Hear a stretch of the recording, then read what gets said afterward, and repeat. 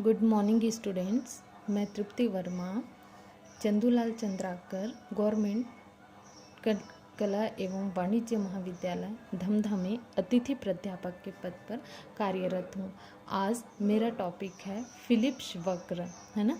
अब हम पढ़ेंगे फिलिप्स वक्र होता क्या है, फिलिप्स वक्र कौन सी स्थिति को प्रदर्शित करती है।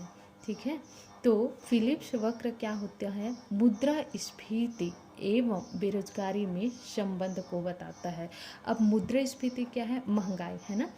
क्या होता है, जब किसी वस्तु ये एवं सेवाओं की कीमतों में वृद्धि हो जाना मुद्रास्फीति कहलाता है। ठीक है, इस स्थिति एवं बेरोजगारी, अर्थव्यवस्था में बेरोजगारी की स्थिति विद्यमान होती है, मतलब लोग रोजगार में संलग्न नहीं रहते हैं। इन दोनों स्थितियों के बीच जब विपरीत संबंध को बताता है तो इसको हम क्या कहते हैं, फिलिप्स वक्र कहते हैं। ठीक, A.W. फिलिप्स जो लंदन स्कूल ऑफ इकोनॉमिक्स के प्रोफेसर थे, उन्होंने 1950 में फिलिप्स वक्र पर जोर दिया। ठीक है, उसके बाद हम देखते हैं 1861 एवं 1957 के मध्य ब्रिटेन में बेरोजगारी की दर में प्रतिशत परिवर्तन तथा मौद्रिक मजदूरी की दर में प्रतिशत परिवर्तन से संबंधित आंकड़ों का विश्लेषण किया। ठीक है, 1950 में मांग प्रेरित स्फीति एवं लागत प्रेरित स्फीति के मध्य अर्थशास्त्रियों में विवाद रहा। अब यहाँ पे हम देखते हैं मांग प्रेरित स्फीति क्या होती है और लागत प्रेरित स्फीति। तो सबसे पहले हम देखते हैं मांग प्रेरित स्फीति। मांग प्रेरित स्थिति में क्या होता है, जब वस्तुओं एवं सेवाओं की मांग एवं आपूर्ति में असंतुलन आने के कारण कीमतों में वृद्धि होती है, तो इसे हम क्या कहते हैं, मांग प्रेरित स्फीति कहते हैं। ठीक दूसरी स्थिति हमारा क्या है, लागत प्रेरित स्फीति। तो लागत प्रेरित स्फीति क्या होती है, जब उत्पादों के निर्माण की लागत या उत्पादन मूल्य बढ़ जाए, इसके कारण जो महंगाई अथवा मुद्रास्फीति होती है उसे हम लागत जनित स्फीति कहते हैं। ठीक है, अब हम देखते हैं फिलिप्स के विश्लेषण का मुख्य उद्देश्य इस बात की व्याख्या करता है कि लागत प्रेरित स्फीति एवं मांग प्रेरित स्फीति में से कौन अधिक प्रभावशाली है। अब हम देखते हैं फिलिप्स वक्र क्या है। ठीक है, फिलिप्स वक्र एक सिंगल समीकरण अर्थेट्रिक मॉडल है जिसका नाम विलियम फिलिप्स के नाम पर रखा गया है, जो बेरोजगारी की दरों और मजदूरी में बढ़ोतरी की इसी दर के बीच एक ऐतिहासिक प्रतिकूल संबंध का वर्णन करता है, जो अर्थव्यवस्था के भीतर होता है। एक अर्थव्यवस्था में बस बेरोजगारी में कमी यानी रोजगार के स्तर में वृद्धि मजदूरी बढ़ने की उच्च दर से संबंधित होगी। फिलिप्स ने खुद को यह नहीं बताया कि रोजगार और मुद्रास्फीति के बीच कोई संबंध था। हालांकि इस विचार को बाद में 1967 में मिल्टन फ्राइडमैन द्वारा लोकप्रिय बनाया गया था। ठीक है, अब हम देखते हैं फिलिप्स वक्र अर्थशास्त्र में बेरोजगारी की स्थिति और मुद्रास्फीति के दर के बीच एक ऐतिहासिक प्रतिकूल संबंध को दर्शाता है। ठीक है, अब हम यहाँ पे देखते हैं फिलिप्स वक्र है क्या फिलिप्स के शब्दों में। ठीक है, फिलिप्स ये कहता है, जब अर्थव्यवस्था में मुद्रास्फीति यानी कि मौद्रिक मजदूरी दरों में प्रतिशत परिवर्तन एवं बेरोजगारी की दर में प्रतिशत परिवर्तन के मध्य विपरीत संबंध पाया जाता है ना। बार बार हम देखें, क्या देखें, मौद्रिक मजदूरी और बेरोजगारी, और क्या देखें, विपरीत संबंध। अब मैं बताती हूँ, देखो जैसे मौद्रिक मजदूरी में वृद्धि होगा तो बेरोजगारी में क्या आएगी, कमी आएगी। ये हमारा क्या हो गया, एक स्थिति। दूसरा स्थिति हम जस्ट इसके उल्टा करके देखते हैं, जब मौद्रिक मजदूरी में कमी आएगी तो बेरोजगारी में क्या होगी, वृद्धि होगी। तो इन दोनों स्थितियों के बीच जो विपरीत संबंध की स्थिति को दर्शाता है वो होता है फिलिप्स वक्र। ठीक है, अब हम इसको रेखा चित्र के माध्यम से भी देख सकते हैं। रेखा चित्र के माध्यम से हम कह सकते हैं कि ओ एक्स अक्ष पर बेरोजगारी की दर को लिया गया है, ओ वाई अक्ष पर हम मौद्रिक मजदूरी को दर्शाते हैं। पीसी हमारा क्या है, फिलिप्स वक्र। अब हम यहाँ पे देखते हैं, जब अर्थव्यवस्था में ओ डब्ल्यू हमारी मौद्रिक मजदूरी की दर होती है तो हमारा बेरोजगारी की दर क्या रहता है, ओ एम रहता है। मतलब मौद्रिक मजदूरी कम और बेरोजगारी की दर की स्थिति अधिक रहता है। जस्ट हम इसके विपरीत करके देखते हैं, जब हम मौद्रिक मजदूरी में बढ़ोतरी करके ओ डब्ल्यू से बढ़कर ओ डब्ल्यू 1 तक की रेखा तक पहुंचते हैं तो हमारे बेरोजगारी की दर ओ एम से घटकर ओ एम 1 हो जाता है।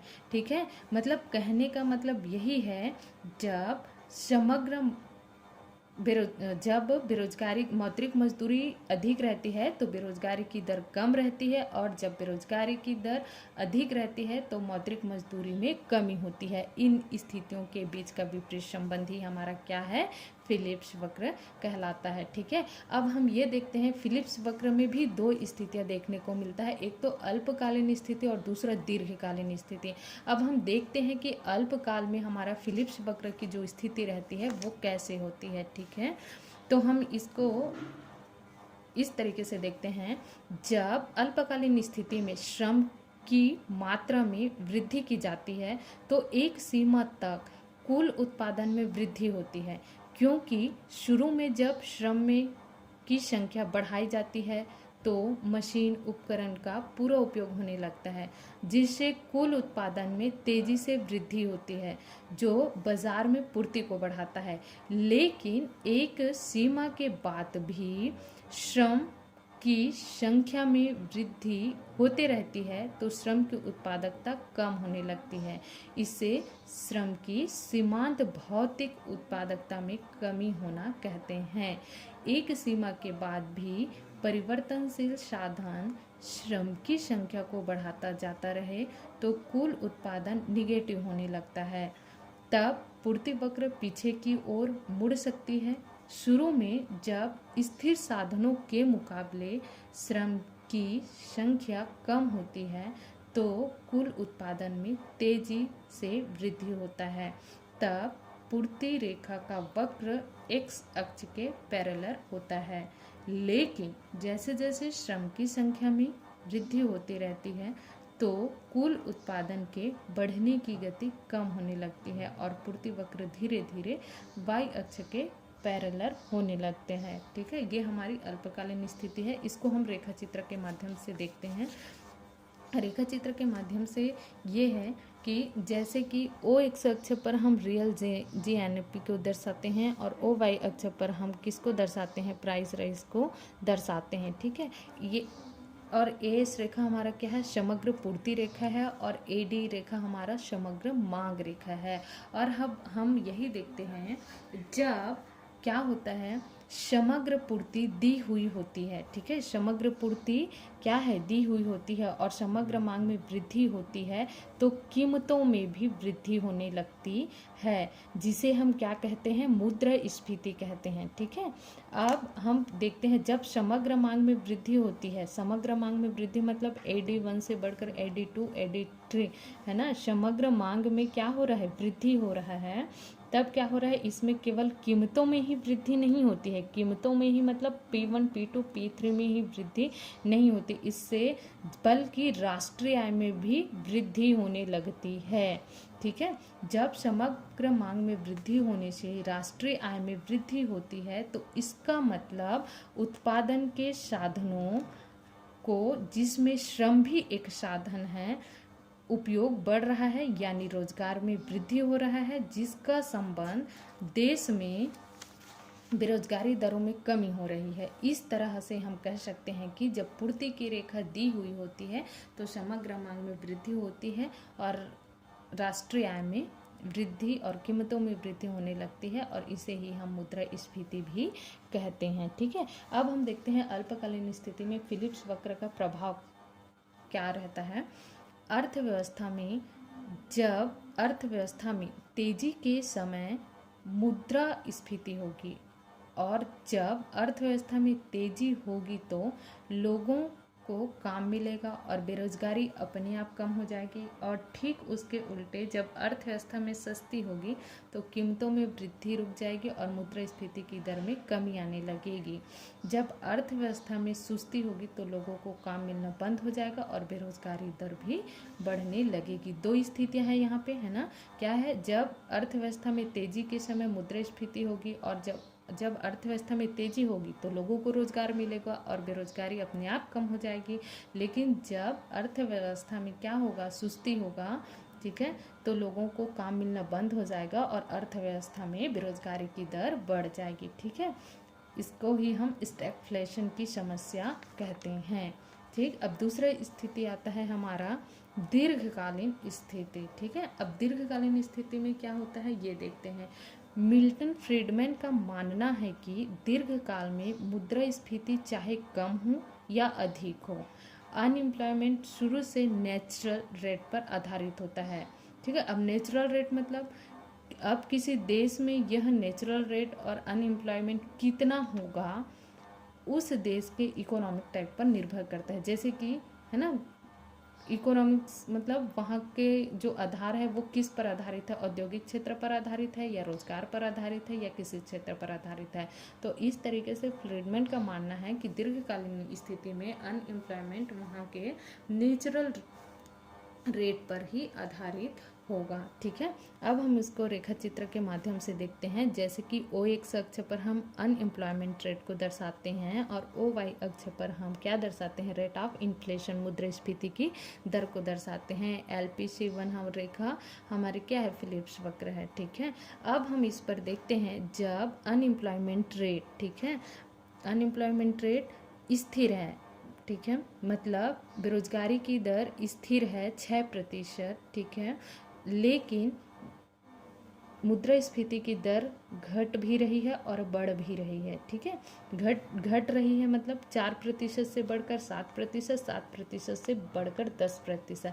तो इस स्थिति में क्या होता है, हमारा जो फिलिप्स वक्र है, जब 6% हमारा बेरोजगारी दर रहता है और मुद्रास्फीति की दर 4% रहता है तो A1 बिंदु पर संतुलन की स्थिति में रहेगा और वही बढ़कर, बेरोजगारी दर तो स्थिर है 6%, लेकिन मुद्रास्फीति की दर पर बढ़कर 7% होता है तो A2 पर होता है। ठीक है, फिर वही स्थिति 10 पर बढ़कर तो B1 पर और B2 पर। तो इस तरीके से हम देखते हैं कि अनएम्प्लॉयमेंट, मौद्रिक मजदूरी की दर स्थिर रहने पर इन्फ्लेशन की दर बढ़ती है तो फिलिप्स वक्र की संतुलन बिंदु भी बढ़ते जाती है। इसको हम स्पष्टीकरण के माध्यम से देखते हैं। ओ एक्स अक्ष पर एम्प्लॉयमेंट, ठीक है, और ओ वाई अक्ष पर हम क्या, रेट ऑफ इन्फ्लेशन को लिए हैं। ठीक है, LPC वक्र है जो नेचुरल रेट एम्प्लॉयमेंट को दर्शा रही है। मान लीजिए अनएम्प्लॉयमेंट की दर कितना है, 6%, जैसे मैंने बताया था, है ना। शुरू में जब मुद्रास्फीति 4% है तो अर्थव्यवस्था में बेरोजगारी की दर कितनी है, 6% है, जो कि हमें अल्पकालीन फिलिप्स वक्र LPC1 के बिंदु से भी स्पष्ट हो जा रहा है। ठीक है, अब उसके बाद हम देखते हैं जब मुद्रास्फीति का दबाव बढ़ने लगता है, ठीक है, बढ़ने लगता है तो पहले 4% थी, अब 7% होने लगी, यानी बेरोजगारी की दर कम हो गई, पहले से ज़्यादा लोगों को रोजगार मिल रहा है। लेकिन यह मान लिया जाए तो मजदूरी दर में उद्यमों द्वारा कोई वृद्धि नहीं की जाती, तो इसका मतलब होगा कि मुद्रास्फीति पहले से अधिक बढ़ जाने की वजह से मजदूरों की वास्तविक मजदूरी क्या हो गई है, कम हो गई है। ठीक है, अब अगर मजदूरों को लगता है कि इनमें भी मुद्रास्फीति की दर 7% ही बने रहे, एक निश्चित अनुपात पर ही बनी रहे, तो वो क्या करेंगे, मजदूरी की दर में वृद्धि करने की क्या करेंगे, मांग करेंगे, है ना। अब इस तरह से हम देख सकते हैं कि दीर्घकाल में फिलिप्स वक्र एक स्थिर रेखा होती है, ठीक है, जो वाई अक्ष के पैरेलल होती है। ठीक है, जो वाई अक्ष के पैरेलल होती है ना, और यह मुद्रास्फीति बेरोजगारी दर के बीच किसी खास तरह के ट्रेड देखने को नहीं मिलता है। ठीक है, इस तरीके से हम यह कह सकते हैं कि फिलिप्स वक्र उस स्थिति, अर्थव्यवस्था में उस स्थिति को प्रदर्शित करता है जब मुद्रास्फीति मौद्रिक मजदूरी दरों में प्रतिशत परिवर्तन एवं बेरोजगारी की दर में प्रतिशत परिवर्तन के मध्य विपरीत संबंध, मतलब भारतीय अर्थव्यवस्था में जब मौद्रिक मजदूरी में वृद्धि होगी तो बेरोजगारी में कमी आएगी, ठीक है। और जब मौद्रिक मजदूरी में वृद्धि होगी तो बेरोजगारी में क्या होगी, कमी होगी। इन दो स्थितियों विपरीत संबंध को जो प्रदर्शित करता है वही होता है हमारा फिलिप्स वक्र। Thank you.